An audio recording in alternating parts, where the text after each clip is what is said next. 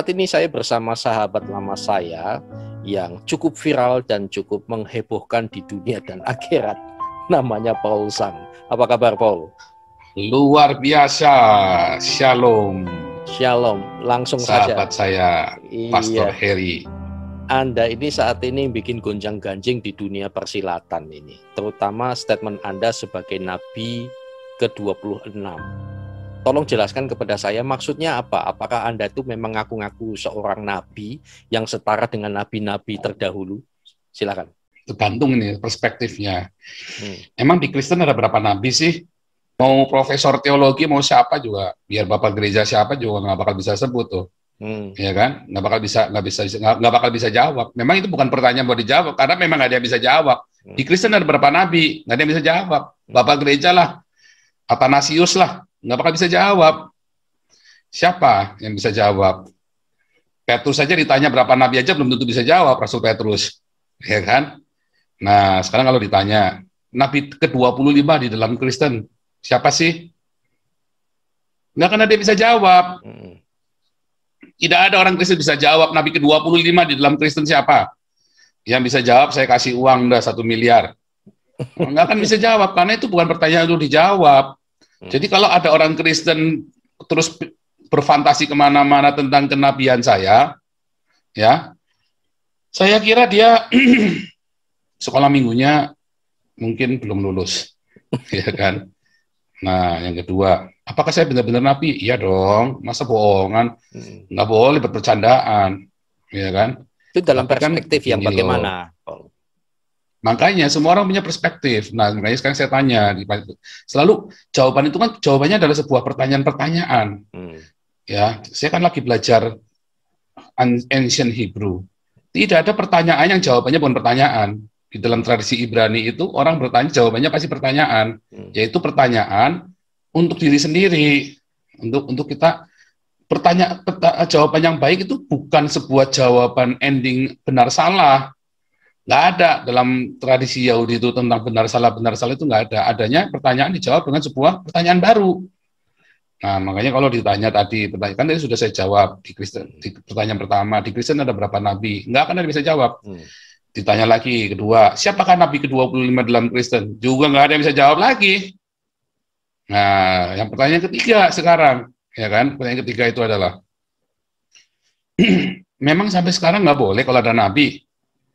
Kan cuma orang reforma aja sama si siapa itu Grafa yang bilang nggak boleh ada nabi, ya kan? Karena nabi itu harus nulis Alkitab. Siapa bilang? Lukas bukan nabi, nulis Alkitab. Markus bukan nabi, nulis Alkitab. Apakah nabi harus nulis Alkitab? Tidak. Ada rombongan nabi Samuel, ada rombongan nabi Elia. Mana ada yang nulis kitab? Nabi-nabi ini rombongan ini nggak ada. Nah, jadi kalau dibilang apakah nabi, kita balik ke terminologinya. Konflik terminologi, konflik paradigma dalam kekristenan adalah Anda semua berpikir nabi itu dengan fantasi masing-masing, berimajinasi kenabian itu masing-masing. Nah, jadi hati-hati dengan kata nabi itu. Nah, makanya balik lagi kita pertanyaan yang ketiga tadi. Ya. Siapa sih di Alkitab yang ngaku dirinya nabi? Cuman Elia loh. Di Alkitab yang ngaku dirinya, aku adalah nabi, gitu ya. Cuman Elia. Kenapa? Waktu dia lagi perang. Maksudnya perang, dia sedang memerangi nabi-nabi Baal. Lawan nabi Baal. Aku adalah nabi dari Yehova Elohim, ya kan? Karena untuk membedakan. Tetapi dari zaman Musa pernah nggak bilang aku adalah nabi? Seluruh orang Israel menyebut Musa nabi, tapi padahal yang nabi yang pertama itu siapa? Samuel kan yang disebut nabi kan? Ya. Ketika Musa di dalam Ulangan 18 itu cerita, nanti akan kalau aku bangkitkan seorang seperti kamu, ya nabi seperti kamu, yang dibangkitkan siapa? Samuel loh. Yang pertama kali disebut di dalam Kisah Rasul itu Samuel, nabi yang pertama. Ya. Bukan Adam. Jadi Musa itu ya, kemudian langsung Samuel lompat. Apakah Samuel mengaku dirinya nabi? Nggak ada. Cuman Elia yang ngaku dirinya nabi. Zaman itu orang ngaku dirinya nabi itu cuma apa? Nabi palsu yang ngaku dirinya nabi kan? Bahkan Yohanes Pembaptis saja, apakah kamu nabi? Bukan. Apakah kamu Elia? Bukan, loh kan, malah bukan, nggak berani dia. Pada seluruh Israel, seluruh orang Yahudi menganggap Yohanes Pembaptis adalah nabi, disebutkan. Ya, jadi maafkan kalau saya ada salah beberapa ini ya data, tapi setahu saya itu begitu. Hampir tidak ada nabi-nabi itu ngaku aku adalah nabi. Nah sekarang, Paul, ya, apa definisi nabi menurut Paul? Sehingga sampai Paul mengatakan saya ini nabi ke-26. Nah, makanya kan belum selesai tadi. Makanya ya kita lihat mengapa tiba-tiba bisa ada orang ngaku dirinya nabi, ya kan? Mengapa bisa tiba-tiba orang ngaku dirinya nabi? Dan pertanyaan kan tanda ajaib apa sehingga dia bisa disebut nabi, ya kan? Apa yang dia bawa? Nah, makanya saya bertanya, semua orang-orang yang ngaku-ngaku nabi itu, yang buka tambunan, siapa lagi itu ya? Saya bilang, jangan berebut angka dengan saya. Itulah sebabnya paten Nabi ke-26. Berani ngambil alih nomor saya kutuk jadi kodok dalam tempurung. Tetapi dalam arti apa? Dalam arti sebenarnya harusnya ngerti dong. Nah itulah, ngaku-ngaku doktor teologi apa segala macam, tapi goblok-goblok. Kenapa goblok? Karena kalian tidak berpikir secara holistik. Anda hanya berpikir benar salah, ya. Langsung Anda nggak ngerti, ujuk-ujuk cuntrungan begitu. Anda harus mengerti. Apakah sekarang ada nabi? Ada. Itu saya kan sering bilang, Arif Budiman itu nabi itu. George Adi Condro almarhum itu nabi. Arif Budiman juga ada almarhum, itu nabi. Nabi bagi apa? Nabi yang menyuarakan rakyat kecil, kritik sosial. Apa itu nabi sih? Kan dikata nabi yang menuntun umat, yang mengarahkan. Kan nanti ada jadi kata navigator, penuntun kan. Tapi dulu disebut pelihat. Orang yang melihat satu yang orang nggak lihat, makanya disebut si'ar, pelihat. Disebut navigator, penuntun. Karena dia ngelihat, maka dia bisa nuntun. Nah, itu yang sedang saya lakukan. Nah, masalah urutan nomor itu sakral sekali. Kenapa saya bilang 26? Karena itu sakral sekali. Nah, itu harus jelas. Kenapa saya menyebut diri saya 26? Artinya saya nabi bagi siapa? Penuntun bagi siapa? Ya yang aku punya nabi nomor 25. Adapun kalau orang-orang lain mengaku saya nabi, orang Kristennya ya kan suka-suka kamu. Siapa suruh kamu ngakui saya nabi? Orang saya nggak pernah ngaku diri saya nabi Kristen kok. Nah, kalau kamu mengakui saya nabi kan suka-suka kamu. Kan orang yang lihat, saya kan nggak pernah ngaku nabi Kristen. Hanya nabi 26 aja ya. Itu harus, teman-teman itu harus mengamati. Iya, dan itu khusus nabi 26. Khusus, nggak boleh diganggu gugat. Gitu. Walaupun tanpa hak paten. Apa yang membuktikan Anda adalah seorang nabi 26? Nah, buktinya adalah tanyakan kepada nabi ke-25. Buktinya dia nabi ke-25 apa? Itu bagaimana saya mau tanya? Itu. Semua yang Anda tanyakan kepada saya, semua yang Anda ragukan terhadap saya, itu sudah pernah diragukan kepada nabi ke-25. Nah, jadi semua keraguan Anda, semua pertanyaan Anda, itu sudah pernah ditanyakan kepada nabi ke-25. Nah, jawaban saya nanti seperti nabi ke-25. Begitu. Apa itu? Ya banyak, ya kan. Buktinya kamu nabi apa? Ya pokoknya Jibril nemuin saya. Saksinya siapa? Ya suka-suka saya ya, saksinya saya sama Jibril. Nah, kalau saya tanya sama orang yang di Zoom saya kan pasti, oh saya saksinya, semua kan ngaku saksi semua kan. Nah, tapi kan itu balik lagi suka-suka saya kan. Nah, balik lagi semua keraguan Anda terhadap saya tanyakan kepada Nabi ke-25. Saya dapat jawaban apa? Ya, mujizatmu apa? Nah, tanya sama Nabi 25 mujizatnya apa? Ya, itu kan ada semua ditulis sama pengikutnya Nabi ke-25 itu kan suka di live YouTube dan di Facebook itu kan banyak kan, di internet juga banyak. Bukti-bukti kenabian Nabi ke-25. Nah, itulah bukti saya juga sama. Bedanya cuma satu saja saya kalah. Ya, saya istrinya cuma satu ya.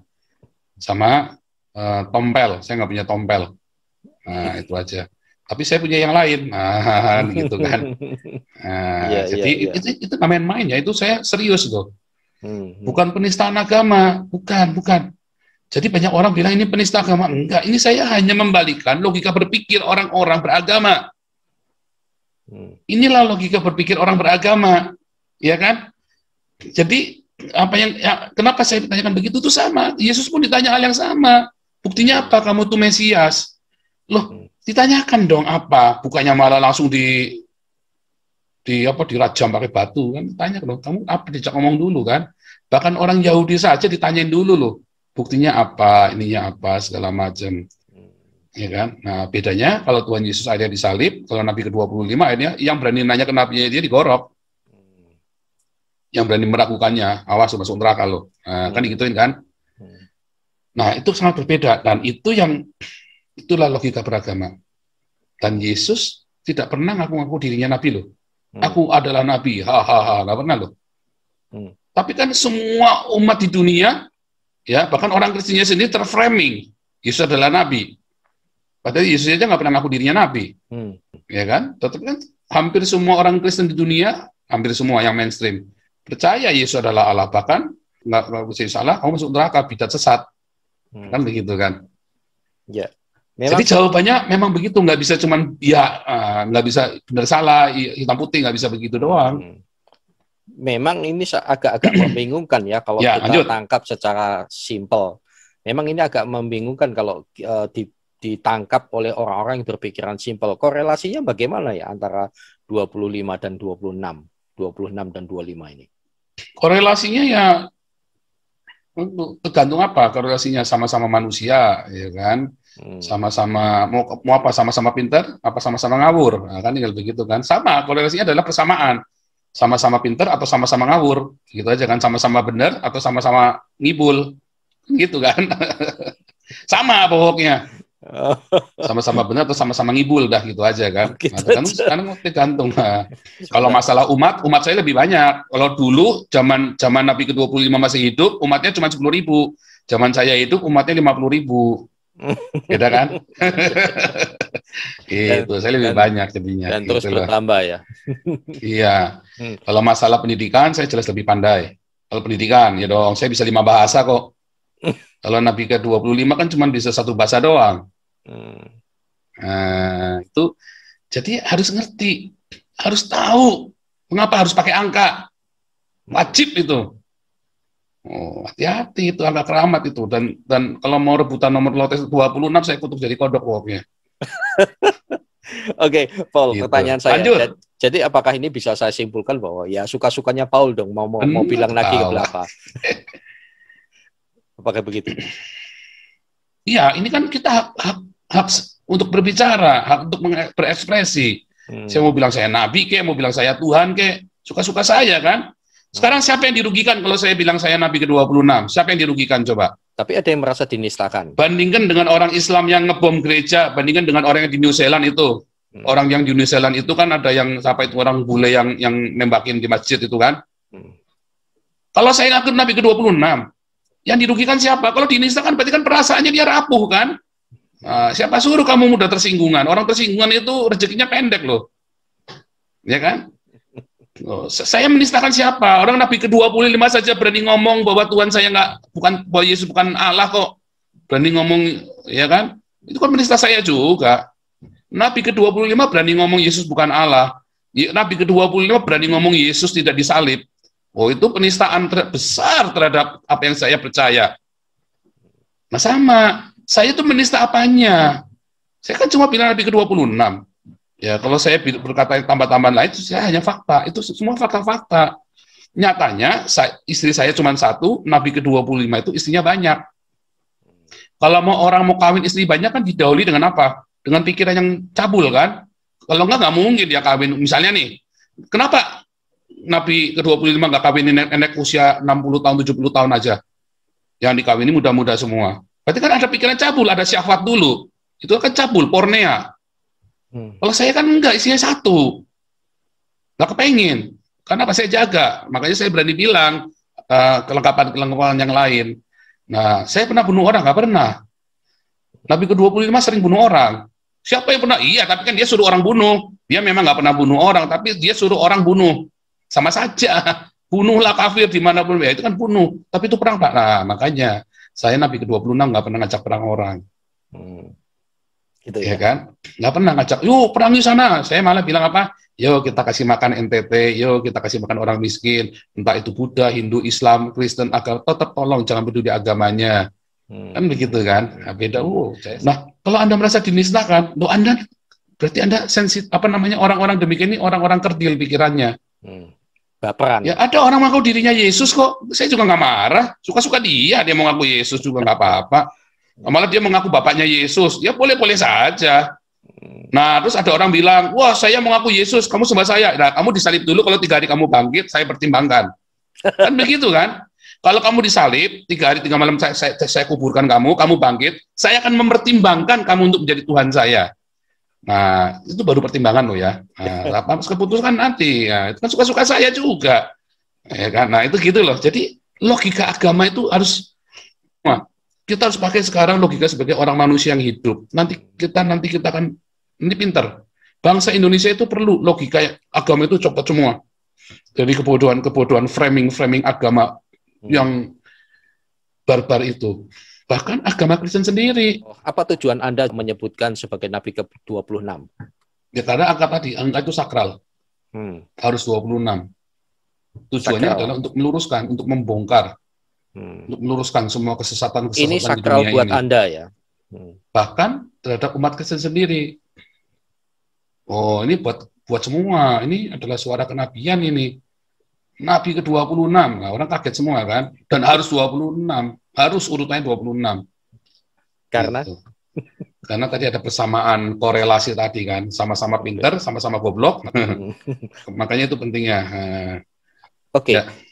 Sekarang kenapa Anda begitu berani, bahkan banyak juga mengatakan Anda tuh terlalu gegabah kalau sampai berani nantangin orang tuh, siapa yang bisa melaporkan ke polisi bahwa ini sebuah penistaan?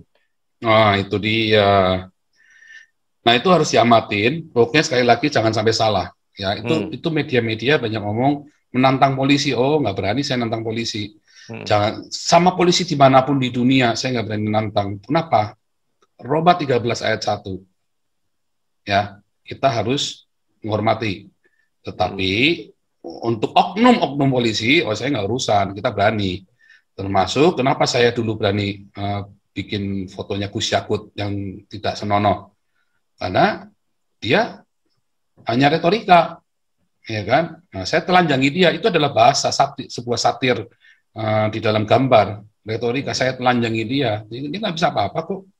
Menteri Agama dia coba gara-gara baca ayat Alkitab terus kalian orang Kristen GR begitu, cuma dibacain ayat Alkitab aja seneng bener. Nyatanya gereja tetap ditutup di Jombang, terus GPDI kemarin, ada satu GPDI kemarin di mana saya lupa kotanya itu ya, ditutup juga. GKI Yasmin yang sudah konstitusinya udah jelas, ya dokumennya, itu kan namanya konstitusi jelas, namanya sesuai konstitusi namanya kan, itu aja tetap belum dibuka, harusnya ngapain? Pertanyaan lagi, dia pasukannya Banser itu membela gereja ya, karena saya tanya, ketika gereja ditutup, Banser di mana? Makanya saya balik lagi, saya bukan menantang polisi loh ya, bukan menantang institusi kepolisian. Saya menantang orang-orang yang bisa melaporkan saya. Jadi ada kutipan-kutipan videonya. Kenapa saya menantang? Ada karena kutipan saya diancam bolak-balik. Dari 2015 saya diancam bolak-balik. Ya, saya bukan menantang polisi kan, saya menantang orang yang bisa melaporkan saya. Saya kasih uang orangnya, bukan institusi polisi. Saya menantang orangnya. Kenapa? Karena mereka ngancam saya. Dari 2015 sampai sekarang udah 2021, udah 6 tahun. Ya, dari Amil Al-Qodri, Nandar katanya pengacara itu ya, Amil Al-Qodri katanya pengacara akta dan yang lain-lain. Tapi nggak ada semua laporan polisinya. Udah deh, kamu kurang duit, mungkin kamu kurang ngasih polisinya kali. Ya kan? Itu kan kelewatan juga kalau polisinya mau bikin laporan dikasih. Tapi kan ternyata yang bisa ngelaporin kan politikusnya PSI. Kenapa politikusnya PSI? Kan aneh kan? Ya. Kenapa harus politikus? Dan itu golongan siap pula, ya kan? Nah, golongan siap juga itu, golongan-golongan nggak jelas juga. Nah, pertanyaannya kan sebetulnya kan saya kan sedang membongkar kan, kedok-kedok para kadrun bertopeng nasionalis kan, karena kan kebuka semua, MUI, ya kan, mulai kebuka semua, kedok kadrun bertopeng nasionalis, sosok nasionalis. Nah, pertanyaannya, ya Waloni saja sudah ada laporan polisinya, Somad sudah ada laporan polisinya. Mana ada orang Islam masuk penjara karena penistaan agama? Coba sebut satu. Tak ada lah. Orang Kristen coba masuk UI, rempel. Malah yang melaporkan dilaporkan. Nah, seharusnya harus fair. Polisi itu harus fair, harusnya. Malah yang melaporkan Saifuddin malah dipenjara sekalian, nah, kan konyol kan?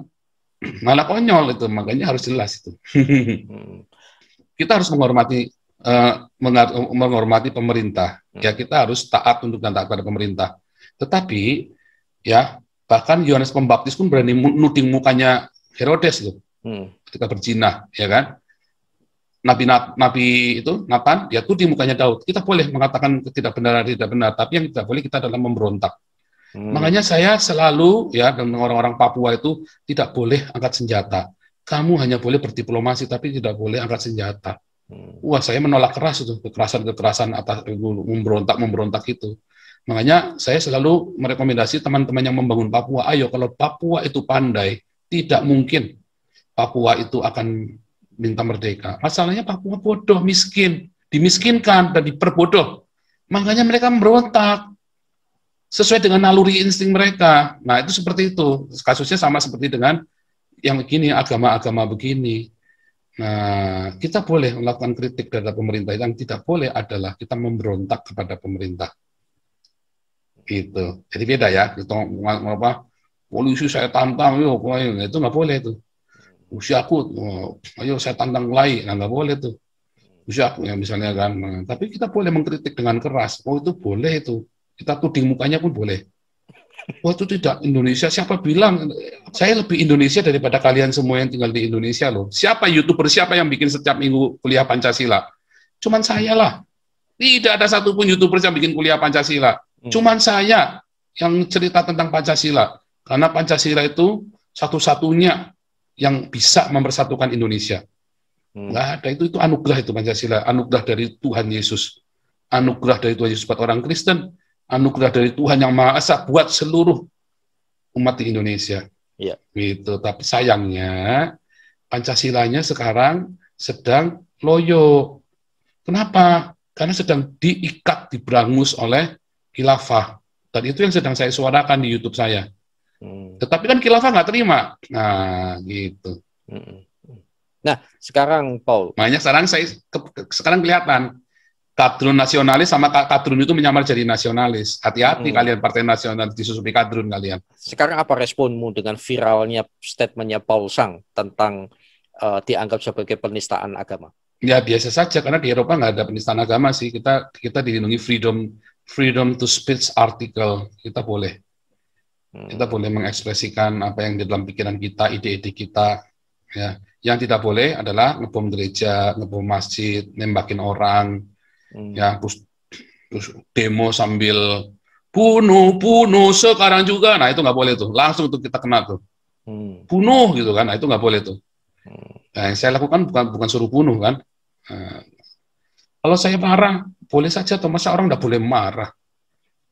Ya kan, masa orang nggak boleh marah? Boleh kan, saya marah dengan ketidakadilan, apalagi saya kan double minoritas, selalu jadi korban. Ya kan, boleh saja orang marah kan, apa nggak boleh, ya kan, itu loh. Oke. Jadi kalau ini apa ya kita freedom to speech article nggak masalah kalau di sini. Oke, sekarang banyak statement-statementnya Paul Sang yang begitu keras, bahkan terkesan kasar, bahkan banyak yang mengatakan kurang berhikmat. Anda tidak memikirkan dampaknya untuk umat Kristen di Indonesia? Dampaknya apa? Ya tentu contoh statement ini kan membuat dampaknya apa? Dampaknya contoh apa yang terjadi saat ini. Anda kan di Eropa, banyak yang mengatakan begitu, sinisme terhadap Anda. Ya kamu di Eropa, seenaknya sendiri bicara. Tetapi kan dampak untuk di Indonesia ini, akhirnya Kristuber dan gereja dan seterusnya mengalami ketegangan. Gitu. Ada yang merasa demikian. Menurut Anda bagaimana? Kenapa harus tegang? Kenapa harus tegang kan pertanyaannya kan? Itu kan pertanyaan harus tegang. Kenapa harus tegang? Karena kalian takut. Kenapa kalian takut? Karena kalian nggak punya kasih. Berarti ada yang salah kan? Oh tapi kan nanti ada pergolakan. Oh saya banyak nggak ngerti yang kalian takutkan. Oh nanti ada pergolakan. Nah berarti kalian harus ngajarin. Negara harus ngajarin rakyatnya. Masa kita 70 tahun lebih negara berdiri, negara Indonesia berdiri 70 tahun lebih, senggol dikit masih dibacok, senggol bacok. Harus diajarin rakyatnya. Berarti ada yang salah. Berarti ulama-ulamanya ada yang salah, pendeta-pendetanya ada yang salah. Ya kan? Masa ngomong salah dikit bacok. Ya kan? Udah berapa banyak tuh. Salah satunya Omega Suparno dibunuh itu. ya kan? Itu kan pertanyaan-pertanyaan itu kan bukan ditanyakan kepada saya, tapi justru ditanyakan kepada para pendeta. Kenapa kamu takut? Karena kamu tidak memberitakan Injil.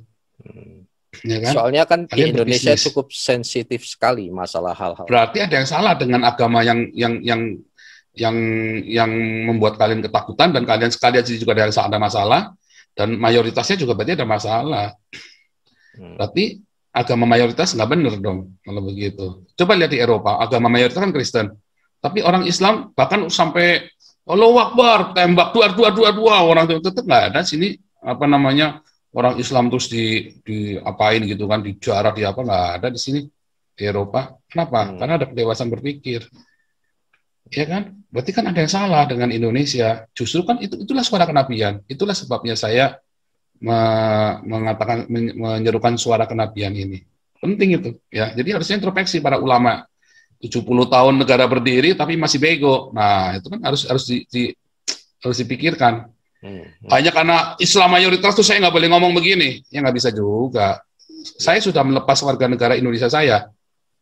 Jadi saya ada di Eropa, saya dengan hukum Eropa, dan saya bukan berbicara atas nama negara manapun, saya berbicara bukan atas nama agama apapun, saya tidak berbicara atas gereja manapun, saya berbicara atas nama diri saya sendiri yang di sini dilindungi kebebasan berekspresinya, dan saya melihat itu ada di Indonesia, kebobrokan itu. Loh, jangan campuri lagi dong, bukan masalah campuri, saya dulu jadi korban. Ya kan, kita minoritas itu selalu jadi korban, makanya saya menyuarakan ini. Ya, kalau kalian nggak mau disuarakan, terserah. Saya hanya menyuarakan suara saya sendiri. Saya kan mau ngomong apa saja kan terserah saya, boleh-boleh saja kan. Nah, kalau ada yang tersinggung misalnya, ya berarti ada yang salah dengan iman Anda. Loh, tapi kan nggak semuanya dewasa. Nah, berarti Anda gagal selama 70 tahun mendidik umat. Kan begitu kan. Oke, Paul. Saya kan hanya mengajak Anda orang beragama untuk dewasa dalam berpikir. Itulah sebabnya Indonesia nggak maju-maju. Gitu. Baik, Paul. Jadi saya butuh klarifikasi. Jadi Anda mengatakan itu adalah pribadi, tidak mewakili sebagai Kristen Indonesia, tetapi Anda pribadi yang saat ini bukan warga negara Indonesia, begitu?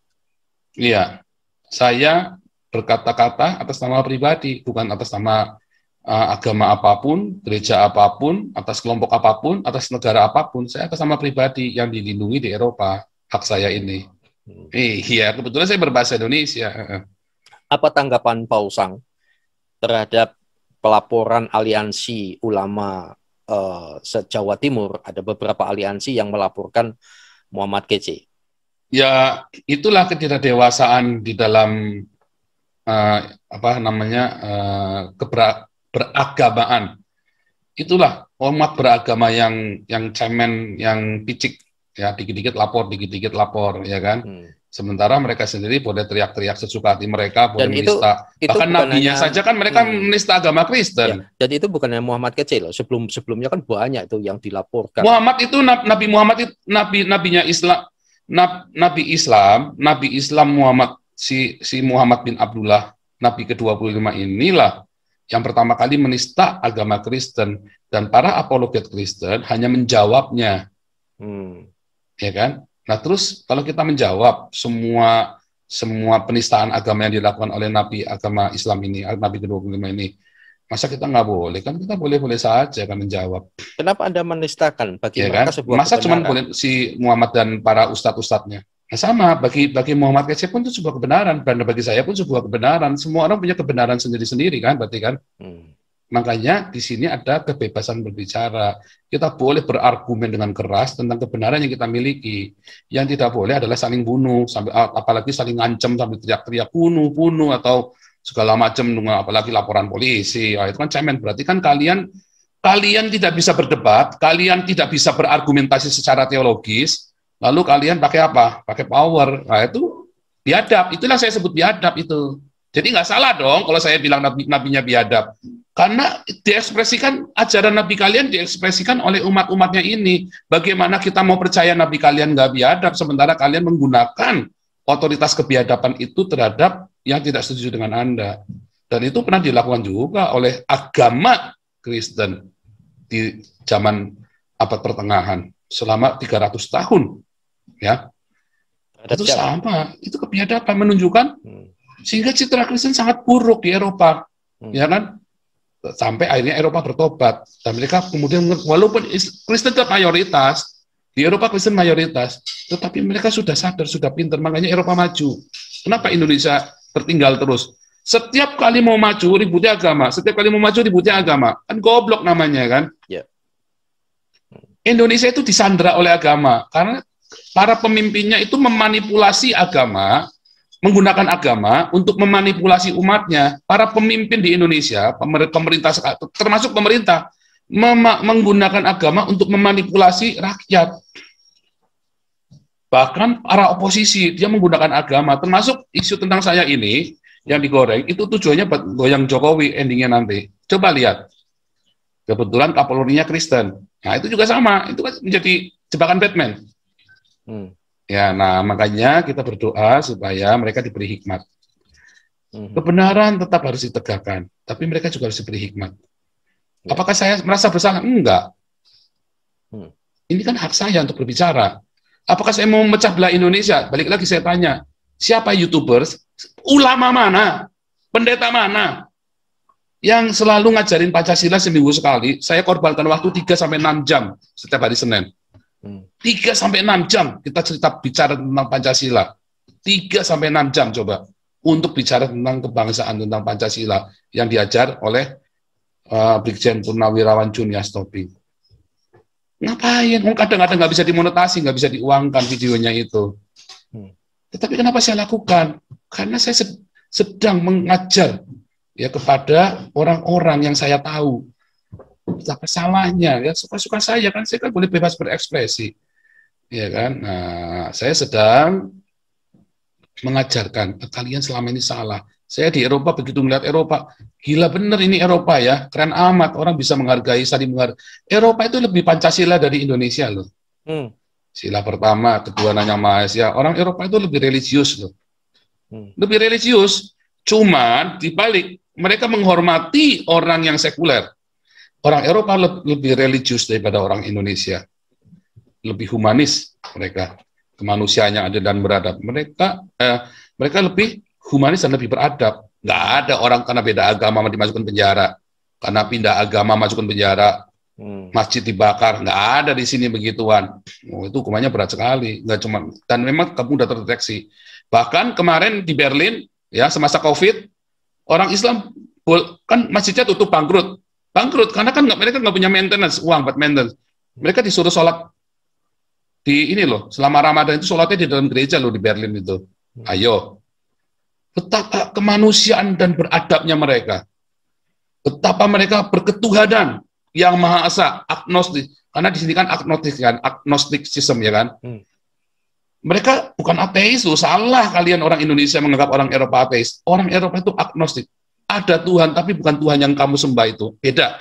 Tuhan yang kamu sembah itu biadab, termasuk Tuhan yang agama dalam tanda kutip Kristen. Kenapa? Karena zaman Zwingli itu bunuh orang Mennonite berapa banyak tuh. Sama, orang Islam berapa banyak gereja dibakar, dibom atas nama agama. Makanya mereka bilang, enggak, Tuhan itu banyak seperti itu. Kenapa? Karena agama gagal mengajarkan agama. Makanya di Eropa ada orang-orang Kristen yang disebut niet-believend Kristen dalam bahasa Belanda ya kan, atau Kristen without confession. Kenapa? Artinya mereka Kristen tapi mereka bukan beragama. Kristen tanpa agamawi. Kristen tanpa agama. Nah, itulah saya. Saya pengikut Kristus tanpa agama.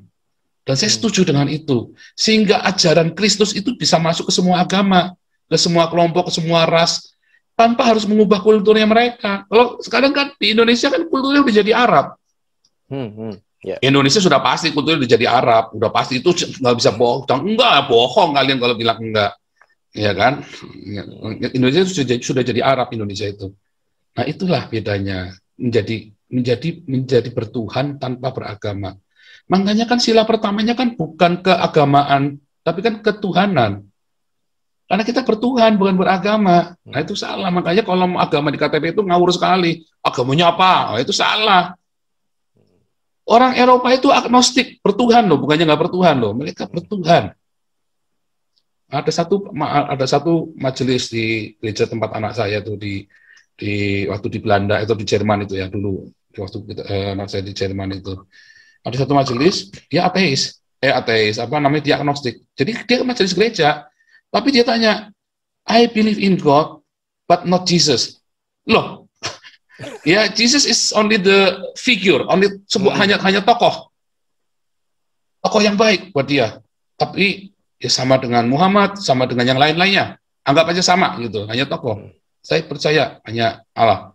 Tapi dia tidak suka dengan Muhammad. Memang dia nggak suka gitu ya. Dia tidak suka dengan Muhammad, tetapi dia tetap ya pokoknya itu tokoh. Ada sebuah tokoh aja. Masalah dialah yang nggak usah.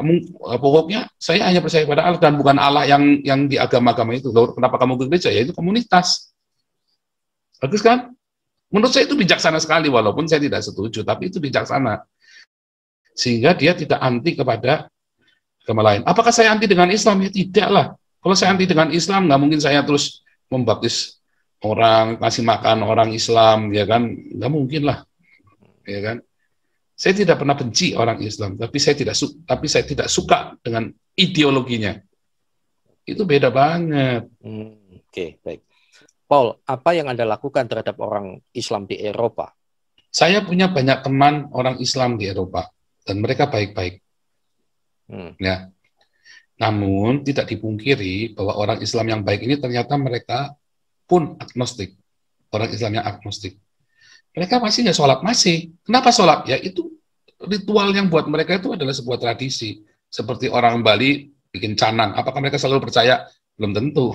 Mereka bikin canang belum tentu percaya. Tapi itulah ritual, itulah budaya mereka. Dan mereka menghormati budaya, menghormati diri mereka dengan menghormati budaya. Nah demikian juga dengan orang-orang Islam ini. Mereka masih pakai jilbab, ya jilbabnya udah nggak wajib yang bagaimana lagi. Buat mereka itu hanya kultur. Itulah sebabnya mereka bisa bersalaman dengan kita, mereka bisa duduk bareng sama kita, makan bareng sama kita, ya kan? Bisa bercanda dengan kita. Bahkan teman-teman anak saya banyak yang masih Muslim, dan mereka baik-baik, karena mereka tidak mabuk dengan agama, mereka sudah lelah dengan agama. Mereka sudah lelah. Tapi orang-orang Islam yang masih ini ngotot dengan agamanya, oh biasanya mereka tidak baik. Serius. Saya tuh berapa kali juga sempat ini ya, mereka tuh meludah di depan kita, bilang Cina haram. Saya tahu banget kata Cina haram itu kan saya tahu Cina. Terus yang ludah begitu. Mungkin itu perasaan saya. Ya sekali dua kali perasaan. Kalau sering kan bukan perasaan itu. Dan seharusnya saya bisa nuntut. Dan itu adalah tindakan rasisme. Di sini nggak boleh. Cuman saya kan sedang menginjili mereka. Masa saya tuntut ya bener aja kan? Nggak boleh dong. Saya kan sedang menginjili mereka. Banyak gitu yang Paul bawa kepada Tuhan Yesus. Memang itulah kenyataannya. Di Indonesia kan juga sama. Banyak sudah berapa sekali baptis itu kita bisa 20 sampai 40 orang. Nah, ini kan masalah karena COVID nggak boleh kan. Jadi kemarin satu ada orang Irak kita baptis, ada orang dari RRC kita baptis, ya kan.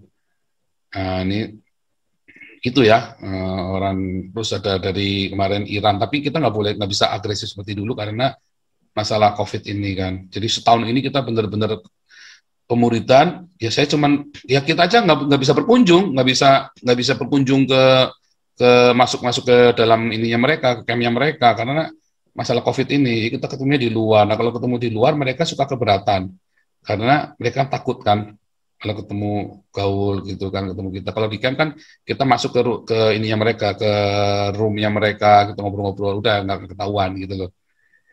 Jadi anggap ini cuman apa gitu kan, tamu biasa gitu loh. Oke, Paul. Sekarang kalau ketemu di tempat umum mereka takut berpapasan dengan orang lain, ada yang paparasi begitu loh. Sebagai penutup, ada 3 hal yang mau saya tanyakan. Apa pesan Paul? 1 kepada umat Islam Indonesia, 2 kepada umat Kristen Indonesia, dan yang ketiga kepada para apologetuber, kemudian para kristuber dan sejenisnya. Kepada orang Islam, saya selalu berpesan apa? Beragamalah, tinggalkanlah agama Anda, tapi bertuhanlah dengan benar. Jadi beragama itu bukan bertuhan, bertuhan itu bukan beragama. Tetapi kalau kalian tetap mengatakan beragama, ya bukalah pikiran Anda bahwa Anda tidak hidup sendirian di muka bumi ini. Dan kebenaran, setiap orang punya kebenaran sendiri. Nah, kedua, kalau buat orang Kristen, ya jangan takut. Saya lelah 40 tahun merasa takut. Ya, saya lelah. Sehingga saya mulai berani. Karena saya baru sadar, ketika saya takut itu, saya membenci mereka. Tapi ketika saya mulai berani, saya melihat, ternyata saya mengasihi mereka. Bahkan beberapa teman muslim pun saya bantu.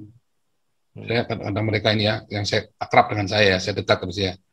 Kami pun saling bantu, walaupun nggak banyak ya, tapi kita bantu karena saya sendiri kan bukan orang punya banyak duit. Tapi saya merasa mereka teman saya kok, sahabat saya kok. Dan kalau ada orang telepon saya, teman-teman saya muslim, saya selalu sambut kok, saya senang kok. Mereka cuman apa namanya ya, kita ada, wah gila lu ya, buat tersinggung ya, bercanda ya. Tapi saya pun bercanda dengan mereka. Itu bukan buat kamu lo ya. Saya bilang itu bukan buat kamu itu. Saya bilang, saya kasih setan. Nah, jadi ketika Anda takut, sebenarnya Anda sedang tidak mengasihi. Tapi coba Anda milikilah rasa kasih kepada mereka. Nanti rasa takut itu hilang. Nah, makanya jangan takut. Ya, minoritas enggak. Karena kalian diem, maka pemerintah bilang nggak ada. Tapi karena sekarang ini jadi heboh, maka sekarang tahu pemerintah ini ada. Keluhan itu kan sebenarnya yang saya suarakan ini kan suara kalian semua yang kalian pendam. Cuman kalian munafik aja kan, nggak berani ngomong kan. Nah, ketika saya suarakan, kalian kan langsung kejang-kejang semua kan, munafik semua. Oh, itu bukan Kristen. Ya memang saya bukan Kristen. Saya pengikut Yesus. Ya kan, nggak ada para rasul ngaku dirinya Kristen. Coba dibaca Alkitab yang benar bahasa aslinya ya. Jangan terjemahannya. Nggak ada para rasul ngaku dirinya Kristen. Nggak ada. Ya kan? Saya pengikut jalan Tuhan. Gitu. Nah, kemudian, kalau buat para Kristuber, nah, berhentilah untuk menganggap sesat orang lain. Musuhmu itu adalah ideologi Islam. Bukan orang Islam ya, beda ya. Saya dengan itu, pengurus-pengurusnya beberapa dari AWF, dari orang-orang Islam yang lain, saya bersahabat. Bahkan dengan Yudi Mulyana pun, waktu dia belum dibaptis, saya bersahabat dengan dia, masih beberapa kali kontak WhatsApp, tanya teman di mana, apa segala macam. Kita kontak-kontak, nggak ada masalah. Ya, dengan teman-teman Islam yang lain, ya, Edi Prayitno, saya juga kontak-kontak. Saya tidak benci, tandanya apa? Saya mau buka diri. Ketika Edi Prayitno curhat, saya juga cerita, ya kita sama-sama punya masalah, Mas Edi. Ya, oke. Tapi ini kita keep. Kenapa kita keep? Nggak kita buka? Karena itu adalah pribadi. Bukan berarti, wah, Edi Prayitno mau jadi Kristen. Bukan juga. Tapi itu adalah bentuk bahwa kita bisa bersahabat. Saya ketemu Edi Prayitno, coba orang-orang Islam kan kejang-kejang semua. Tapi kan saya bisa rangkulan, bisa duduk makan bareng, bisa ya kan tanpa ada perdebatan. Saatnya debat kita debat ribut, saatnya kita lagi mau makan bareng kita baik-baik lah. Itu harus dewasa. Makanya para Kristuber YouTuber itu dewasalah. Jangan menganggap orang saudaramu sendiri itu sesat bidat. Saya nggak takut jadi anggap bidat ya. Emang lu siapa? Ya kan, belum tentu lu masuk surga juga kok. Ya kan, kalian orang-orang Kristen yang ngaku-ngaku paling benar dah. Belum tentu kalian masuk surga kok. Aku yakin. Kenapa? Karena kalian tidak berbuah. Satu karakter, dua jiwa-jiwa. Karakter jiwa-jiwa. Makanya saya selalu nanya, kamu udah baptis berapa orang? Itu kan pertanyaan simpel tapi selalu bikin kalian kejang-kejang. Ya, jadi berbuahlah karakter dan berbuah jiwa-jiwa. Itulah tanda dari kelahiran baru. Nah, terus buat para pendeta-pendeta, ya, ayo beritakan Injil. Beritakan Injil itu bukan dari satu mimbar ke mimbar, itu namanya jadi artis. Ya, bedakan memberitakan Injil di pasar-pasar, di jalan-jalan, sama menjadi artis. Oh, Pak Paul mengerjakan di jalan. Oh, saya memberitakan Injil di jalan-jalan. Dari waktu di Indonesia, saya di jalan-jalan memberitakan Injil. Di Eropa pun saya di jalan-jalan memberitakan Injil. Ya, kepada tetangga, kepada saudara, semua. Beritakan Injil. Bukan jadi artis dari gereja ke gereja, beda ya. Itu namanya mengajar. Nah, beda memberitakan, preaching sama teaching. Nah, itu harus dibedain. Ya. Oke, gitu, Pastor. Oke, Tuhan memberkati. Senang bisa berjumpa dengan Paul. Dan kami terus berdoa supaya Paul Sang dipakai Tuhan dengan luar biasa dan membuka wawasan lebih luas lagi bagaimana beragama dengan tepat, bagaimana bertuhan dengan tepat.